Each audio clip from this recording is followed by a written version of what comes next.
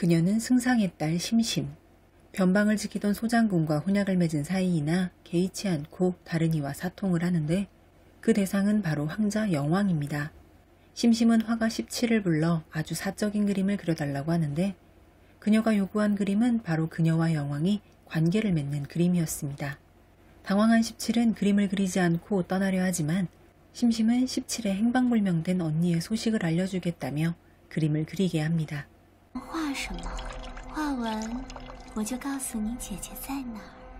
17은 어쩔 수 없이 틈새로 두 사람을 지켜보면서 애정행위를 그려나갑니다. 황제는 승상의 딸인 심심과 소환성 장군이 혼약을 맺게 했는데 심심은 영왕을 사랑했기에 이 혼인을 원하지 않았습니다. 그녀는 아름다운 순간을 남기기 위해서 17에게 그림을 그리게 했지만 사실 영왕은 심심에게 진심이 아니었습니다. 심심이 그에게 소환성 장군과의 혼인을 물으겠다고 하자 영왕의 태도가 순식간에 변합니다.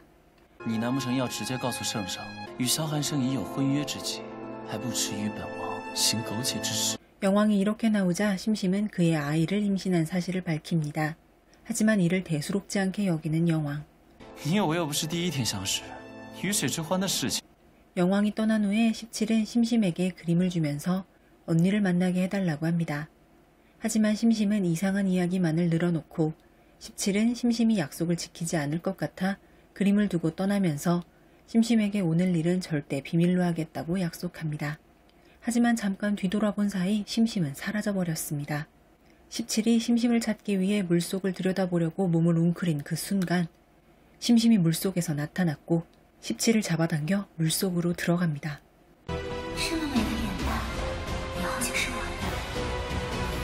잠에서 깨어난 17, 낯선 곳 낯선 사람이 자신을 아가씨라 부릅니다. 얼굴이 뒤바뀐 17은 심심의 모습이 되었고 그녀의 혼인을 대신하기 위해 장군부로 보내진 것입니다. 17은 황급히 일어나 거울을 찾아 돌아다니다가 금지구역에 들어가게 되고 실수로 건드린 밀실 장치가 열리면서 소장군이 죄인을 죽이는 장면을 목전에서 보게 되는데 이것이 두 사람의 첫 만남이었습니다. 소장군은 신방으로 찾아갔고 그의 모습을 처음으로 제대로 본 17은 소장군이 바로 자신의 마음속 그 사람 소환성이라는 사실을 알게 됩니다. 오래전에 두 사람은 전장에서 마주친 적이 있었는데 그 만남 이후 17은 줄곧 소환성을 그리워하고 있던 것입니다. 하지만 지금 17은 자신의 얼굴이 아닌 심심의 얼굴을 하고 있기에 한성을 어떻게 대해야 할지 머릿속이 복잡하기만 합니다.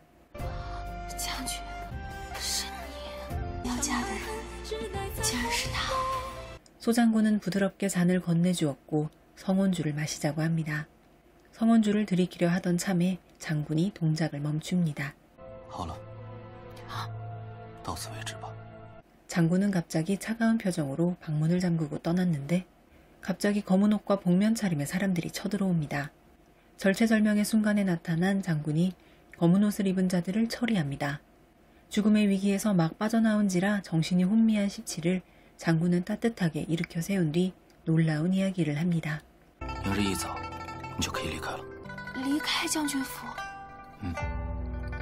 장군은 마음속에 둔 다른 사람이 있고 그녀도 자신과 혼인하기를 원하지 않는다는 것을 알았지만 황제의 명령을 거부할 수는 없었기에 형식적인 혼례만을 올린 채 그녀를 보내주려 한 것이었습니다. 지금 눈앞에 있는 그녀가 자신이 마음에 둔 전장에서 조우했던 그녀라는 것은 당연히 모른 채 말이죠.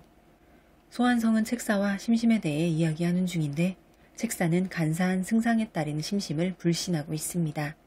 하지만 소환성은 심심의 손목에 남아있던 밧줄 자국을 떠올리며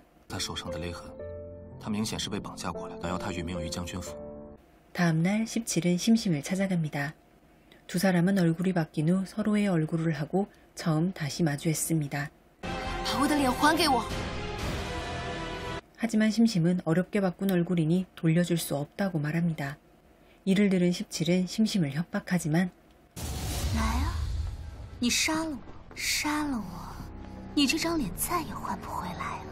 황제의 명에 따라 내감이 장군부의 혼례를 축하하고자 들렀는데 신부가 사라져서 어찌할 방도도 없이 황명에 거역하지 않기 위해 책사는 그저 시간을 끌고 있었습니다.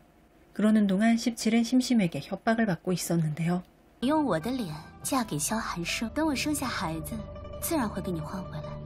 애타게 찾고 있는 언니의 행방을 볼모로 협박을 하자 17은 심심의 말을 들을 수밖에 없었습니다. 그녀가 자신의 말대로 혼례 다음날 바로 떠난 줄 알고 소환성은 황명을 전하러 온 내감을 어떻게 할까 고민 중이었는데 그때 17이 돌아왔습니다. 그 순간 두 사람은 서로를 멍하니 바라봅니다. 장군은 17이 돌아와 준 것에 대해 고마워하고 17은 昨夜救了我，我不能不讲道义。 꿈에도 그리던 그 사람이 했던 말과 똑같은 이 말에 소환성은 눈앞에 있는 사람이 자신이 그리워하는 사람일지도 모른다는 찰나의 생각이 스칩니다. 심지어 눈물점의 위치까지 같아서 소환성은 그녀에게 다가가려 하는데 눈치 없는 시녀가 말을 건넵니다. 夫人，偏房我们都收拾好了。 막 혼인했는데 각방을 쓰다니 소장군은 왠지 실망한 눈치. 다음날 17은 심심의 신호인 빨간 매듭이 나무에 걸려있는 것을 봅니다. 심심을 찾아간 17은 심심이 죽인 시녀의 시체를 보고 깜짝 놀랍니다. 你简直是丧心病狂！我丧心病狂。 심심은 그녀를 협박하며 빨리 자신이 부탁한 태자의 유물을 장군부에서 찾아오라고 재촉합니다. 시간을 잠시 과거로 돌려서 소환성은 인질로 잡고 있는 자신의 부하에게 활을 겨누고 주저없이 화살을 쏩니다. 화가인 17이 장수들의 모습을 그렸고 그림을 보고 공격을 한 적들에게 부대가 전멸당한 것입니다. 하지만 장군은 그림만 그린 그녀는 죄가 없다고 생각해서 자신의 부하를 쏘고 인질로 잡혀있던 소녀를 구했습니다. 소녀의 얼굴을 본 장군은 연정을 느꼈으나 중상을 입었던 장군은 이내 의식을 잃고 쓰러졌습니다. 17은 장군을 옮겼고 소환성은 소녀에게 떠나라 명하고 그렇게 17은 사라집니다. 병사들의 시체로 가득 찬 전장에서 밤하늘을 바라보며 장군은 죽음만을 기다리고 있는데 17이 판자를 구해서 돌아왔습니다. 연약한 그녀는 부상당한 장군을 끌어서 옮겼고 몇 번을 넘어지면서도 다시 일어나서 장군을 옮깁니다.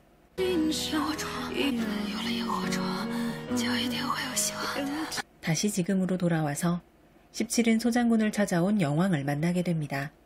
영왕은 17이 연인이었던 심심인 줄 알고 기뻐하며 그녀를 구석으로 데려갑니다. 하지만 이전의 심심과는 다른 그녀의 반응에 의아해 하는데요. 你这才嫁过来几天，连香粉味都换了，我更喜欢。 그때 소장군이 나타나고 영왕은 어쩔 수 없이 물러납니다. 거절당한 영왕은 기방인 유군방에 가서 술을 마시며 그녀에 대한 생각에 잠깁니다. 영왕은 예전과 달리 자신을 멀리하는 심심에게 점점 매혹되기 시작합니다. 그녀에 대한 생각에 사로잡힌 채로 유군방을 나서는 영왕은 17의 얼굴로 변한 심심과 마주쳤습니다. 연인이었던 두 사람은 이렇게 다시 만납니다.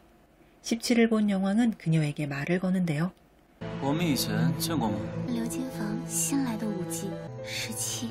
방탕한 두 사람의 만남이니 급 진전되어 두 사람은 함께 밤을 보내게 되었고 영왕을 위해 심심은 다시 17을 만나 빨리 태자의 유물을 찾아오라고 합니다. 보아하니 17은 아직도 소환성과 합방을 하지 않은 것 같고 他碰都不碰你，你怎么帮我找东西啊？ 심심은 어떻게 두 사람의 합방을 성사시키려는 걸까요? 심심은 영왕이 내감을 만나는 동안 황제가 장군 부부에게 하사할 술에 슬쩍 춘향을 탑니다. 都说得了这迎春谷，17啊，你还得谢谢我。 한편 심심을 만나고 돌아와서 생각에 잠긴 17의 앞에 귀여운 꼬마 아이가 나타납니다. 你就是我阿爹的夫人啊！ 맹랑한 꼬마 원보는 두 사람이 각방을 쓰는 이유는 17이 소환성의 취향이 아니라서라는 이야기까지 하는데요. 소환성이 혼내려고 부르자 영리한 원보는 17의 품에 안겨서 장군이 데려가려 해도 17을 붙잡고 놓지 않았습니다. 그러다가 17의 옷이 찢어져 버리고 당황한 장군은 자리를 떴습니다. 你真讲义气，你就是我阿娘啦！ 啊！ 시녀는 귀여운 꼬마 아가씨 원보에 대한 이야기를 들려주었습니다. 원보는 소환성의 친딸이 아니라 전쟁 중 사한 부장군의 딸이었는데 부모를 모두 잃은 원보를 불쌍히 여겨 소환성이 양녀로 들였다는 것이었습니다. 17이 맘에 든 원보는 두 사람의 관계를 진전시키기 위해 17에게 이야기를 들려달라고 한 뒤 장군도 슬쩍 불렀습니다.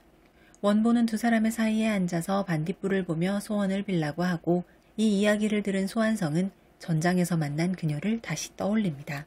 그날 밤 17은 위험을 무릅쓰고 소장군을 전장에서 끌고 나왔고 반딧불 이야기를 들려주었던 것입니다. 그때 잠든 원보가 실수로 17의 옷고름을 풀게 됩니다. 소환성은 어깨에 상처를 보게 되는데 그 상처는 그의 마음속에 있는 그녀의 어깨의 상처와 똑같았습니다.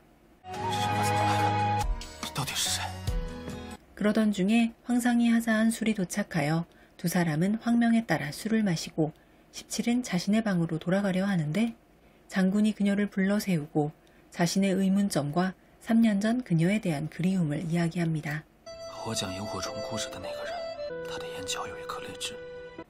그리고 소환성은 자신은 3년간 단 하루도 그녀를 잊지 않고 있다고 이야기합니다.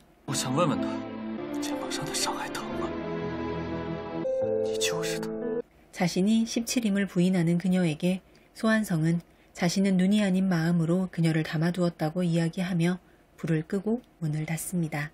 17은 장군의 이야기를 듣고 그간의 그리움이 사무쳐서 장군에게 안겼고 두 사람은 함께 밤을 보내게 되었습니다. 이 두 사람의 첫날 밤은 영춘고 때문이었을까요? 아니면 서로에 대한 묘한 끌림 때문이었을까요? 사실 내감은 황제가 보내준 술을 엎질러 버려서 두 사람이 마신 술에는 춘약인 영춘고가 들어있지 않았습니다. 심심은 다음날 찾아온 17에게 술에 약이 들어있어서 두 사람이 밤을 함께 보낸 것이라고 이야기하는데요. 장군부에 돌아온 17은 괜한 죄책감에 시달려 장군에게 춘약이 들어간 술을 마시고 두 사람이 함께 밤을 보내게 된 것이라고 솔직히 말합니다. 자신이 생각해도 앞뒤가 맞지 않는 이야기에 말문이 막혀버린 그녀를 두고 소환성은 책사를 만나러 갑니다. 소장군은 책사에게 3년 전의 소녀와 심심에 대해 이야기를 하는데 책사는 그녀는 3년 전의 소녀와 전혀 관련이 없고 심심은 승상의 밀명을 받고 태자가 남긴 유품을 찾으려고 접근한 것뿐이라고 이야기합니다. 하지만 장군은 자신은 눈을 믿지 않고 마음을 믿는다 말합니다. 책사는 부인을 시험하기 위해 원보의 장난감을 찾는 척하다가 태자의 유물에 대해 언급합니다. 이렇게 말하고는 책사는 옥패가 든 함을 17이 보는 앞에서 선반에 올려놓았습니다. 17은 옥패를 몰래 챙겼고 때맞춰 찾아온 심심은 태자의 유품을 빨리 내놓으라고 말합니다. 하지만 다른 생각이 있었던 17은 본인이 직접 영왕에게 전달한다고 하는데요. 심심은 더 이상 17이 이전에 다루기 쉬웠던 그녀가 아님을 깨닫고 몹시 당황합니다. 17은 유품은 전달하겠으나 장군부의 사람들은 절대 건드리지 말라고 말합니다. 만일 장군부의 사람들에게 변고가 생기면 17이 자신의 통제 범위를 벗어난 것을 알게 된 심심은 뱃속에 아이도 있고 심란해져서 술을 마십니다. 17은 심심에게 말한 대로 영왕을 만나서 태자의 유물인 옥패를 전달하고 일어서려 하지만 오매불만 그리던 17을 영왕이 그냥 보내줄 리 없습니다. 그녀는 어쩔 수 없이 비녀를 빼서 태자를 찌르려 하나 실패했고 다가오면 자결할 것이라며 영왕을 위협합니다. 영왕은 달라진 그녀에게 어리둥절했지만 이내 그녀를 잡아 벽으로 몰아붙입니다. 17이 겁에 질려 눈물을 흘리던 그때 영왕의 목에 단검이 겨눠집니다. 다행히 소장군이 제때 도착한 것입니다. 영왕은 황자의 신분으로 장군을 압박하려 하지만 소장군에게는 통하지 않았고 소장군은 17을 안아 데려갑니다. 17은 개인적으로 영왕을 찾아간 이유에 대해 아무 말도 하지 않았고 소환성도 그녀가 자결로 영왕을 위협하느라 목에 생긴 상처를 본 후 그녀의 진심을 알았기에 더 이상 묻지 않았습니다.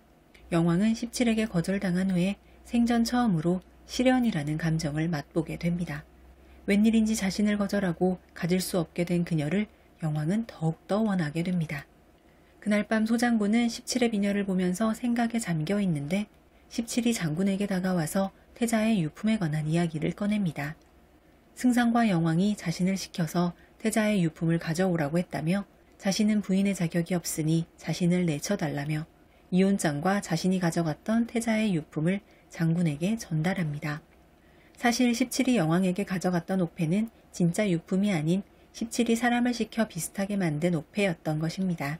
말을 마친 그녀는 장군부를 떠나려 하고 장군은 혹시 다른 할 말이 있냐고 묻습니다. 17은 말할 수 없는 이야기가 하나 있다고 하고 장군은 그 이야기를 할 수 있을 때가 되면 그때 이혼장에 서명을 하라고 합니다. 그때까지는 장군부를 떠나지 말라고 하며 이혼장을 멋지게 찢어버리면서 말이죠. 그녀가 나간 줄 알고 활짝 웃으며 기뻐하던 소환성이 뒤돌아보자 그녀가 아직 있습니다. 三子往哪了？ 한편 여왕은 17이 가져온 옥패가 가짜인 것을 알게 되어 분개하던 중 장군이 집을 비운다는 이야기를 듣고 또 음모를 꾸밉니다. 장군부로 찾아간 여왕은 자신을 거절했던 17을 다시 한번 취하려 하고 방심하던 찰나 17이 휘두른 주전자에 맞아 기절합니다. 의식이 돌아온 여왕은 가위를 들고 있는 17을 보고 화들짝 놀라는데 17은 여왕이 기절해 있던 사이 가위로 붕대를 잘라서 상처를 싸매주었고 차분한 말투로 여왕을 타이릅니다. 王爷借着我挑衅萧寒生，能是您自己的名声。 여왕은 지금 이 순간 자신이 눈앞에 이 여인을 정말 사랑하게 되었음을 깨달았고 목적을 위해 소장군에게 혼인을 시켰던 자신의 결정을 후회합니다. 물론 눈앞의 여인이 17인 건 모른 채 말이죠. 사실 여왕은 이미 부하들에게 소환성을 제거할 것을 명령했었고 떠나는 17에게 조금만 더 기다려달라고 말합니다. 不过没关系，兴许今天之后你就变成小寡妇了。 여왕의 말을 듣고 17은 소장군이 위험에 처한 것을 알게 되었고 여왕의 말대로 장군은 난민으로 위장한 여왕의 수하들로부터 공격을 당하고 있었습니다. 몇몇은 치웠지만 점점 많아지는 적들에 포위당하고 있던 그때 17이 바람을 가르며 말을 타고 달려옵니다.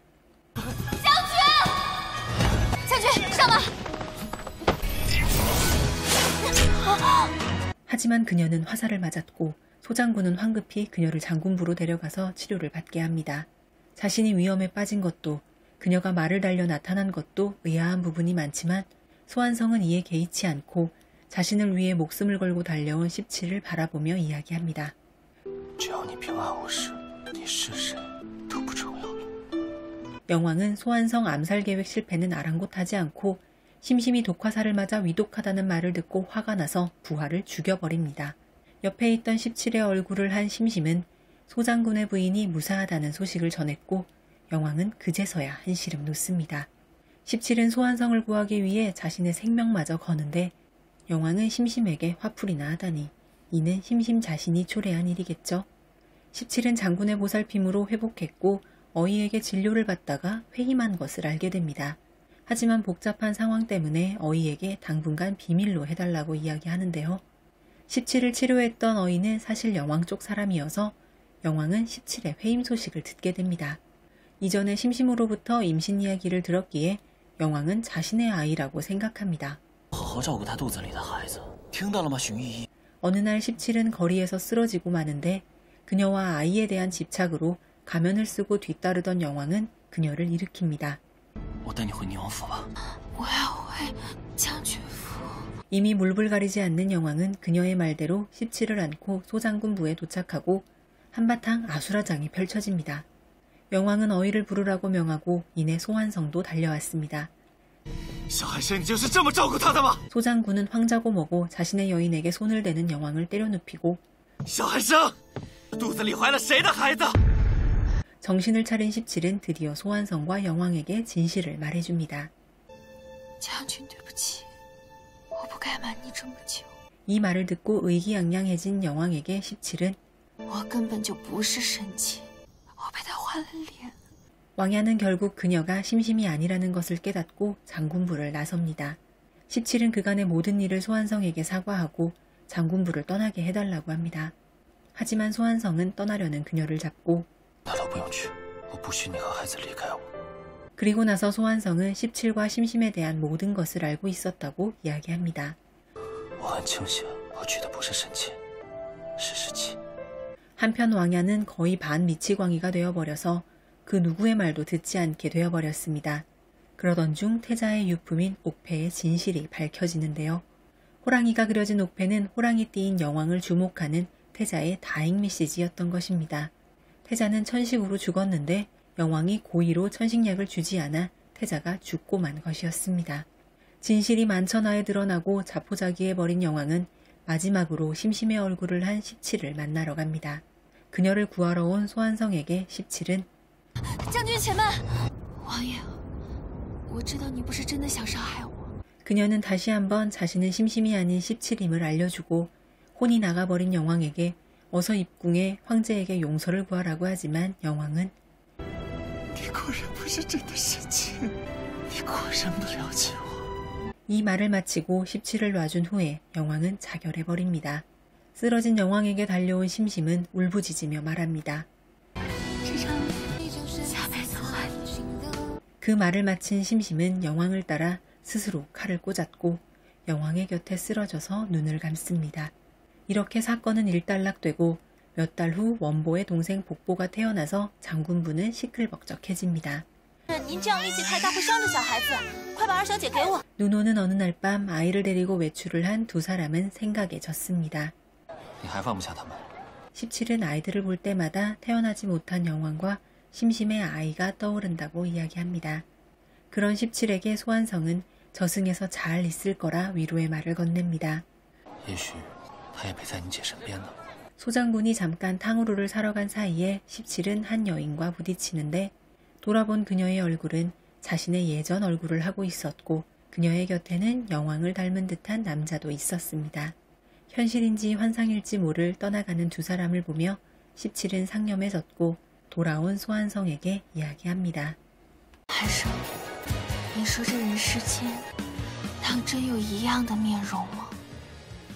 지금 보신 드라마는 승뢰 가영 주연의 허한 가면의 여자입니다. 2022년에 방영을 한 이 드라마는 중국 현지에서 방영 당시에는 쇼폼 드라마의 특성상 18부작으로 방영이 되었습니다. 그런 18부작 드라마를 한국 OTT 플랫폼 티빙에서는 회차를 몇 화씩 묶어서 짧고 굵게 딱 5화로 업로드했습니다. 허한 가면의 여자는 현지에서 방영 당시에도 쇼폼의 퀄리티를 훌쩍 뛰어넘은 명작이라고 입소문이 났던 작품입니다. 쇼폼이다 보니 오히려 지지부진하게 스토리를 길게 느리지 않고 매력적인 부분만 콕콕 집어서 만들어서 지겹지 않다는 평입니다. 저예산 쇼폼 드라마임에도 불구하고 의상, 화면의 영상미, 심지어 OST까지 모든 부분이 훌륭했다는 평가를 받았습니다. 그런 연출력을 인정받아 허한의 감독은 메이저 드라마 감독으로 진출하기도 했습니다. 그럼 배우들은 어떨까요? 극 중에서 소환성 역을 연기한 배우는 2018년에 영화로 데뷔한 승뢰라는 배우입니다. 키 181cm의 작은 얼굴로 비율 왕자라고도 불린다고 하는 이 배우는 쇼폼 드라마 부문에서 굉장히 핫한 배우였는데 이 작품 허한 가면의 여자의 호평으로 메이저 드라마 조연으로 진출, 이제는 주연급으로 올라섰습니다. 이 드라마에서도 딱 보시면 승뢰 배우 케미 제조기 같아 보이지 않나요? 중간중간 코믹한 연기도 능청스럽게 잘하고 말이죠. 승뢰는 조연으로 출연한 드라마 운지우에서 궁상각 역을 맡아 열연했는데 궁상각 캐릭터를 200% 표현해내면서 치명적인 매력을 선보였습니다. 말 그대로 케미라는 것이 폭발한 운지우에서 상대 배우 상관천 역의 노욱효와 더불어 주연 커플의 인기를 넘어서는 서브 커플 케미로 사랑받기도 했습니다. 남주 멋있는데 싶으신 분들은 왓챠웨이브 티빙에서 모두 시청이 가능한 운지우를 추천드립니다. 그런 승뢰가 남자 주인공으로 출연한 첫 번째 작품은 배우 저우예와 함께한 금얼여가라는 작품입니다. 소설을 원작으로 하는 이 작품에서 승뢰는 몇몇 장면만으로도 멋진 카리스마를 선보였습니다. 아직 방영되지 않은 드라마라서 스틸컷으로 만족해야 하지만 몇몇 스틸컷만으로도 승뢰의 매력은 제대로 느껴집니다. 케미 남신이 승뢰라면 케미 여신은 이 배우 가영입니다. 2021년에 데뷔한 98년생 배우가 섬세한 감정 연기를 꽤 자연스럽게 선보인다는 평을 받고 있습니다. 가영은 아쉽게도 아직 메이저 드라마보다는 쇼폼 드라마에서 더 활약하고 있습니다. 하지만 쇼폼 드라마 부문에서는 자타공인 퀸 오브 퀸 그 자체입니다. 그녀가 사랑받은 또 다른 작품으로는 계약신랑이라는 작품이 있습니다. 계약신랑 역시 편당 10분 남짓되는 쇼폼 드라마인데요. 민국시대를 배경으로 하는 드라마라서 가영의 새로운 모습을 만나볼 수 있는 드라마입니다. 가영의 얼굴을 보면 부드러운 듯 하면서도 어딘가 매혹적인 모습이 동시에 드러나는 외모라는 평이 많은데요. 계약신랑 이 드라마에서도 가영은 청순한 듯 매혹적인 모습을 선보입니다. 그런 가영의 매력에 팬층이 점점 더 넓어지고 있다고 합니다. 약간의 시간이 났는데 뭐 재미있는 드라마 없나 싶으실 때 가볍고 짧고 굵게 딱 5편짜리 수작 허한 가면의 여자 한번 시청해보시면 어떨까요? 허한 가면의 여자는 현재 티빙에서 시청이 가능합니다.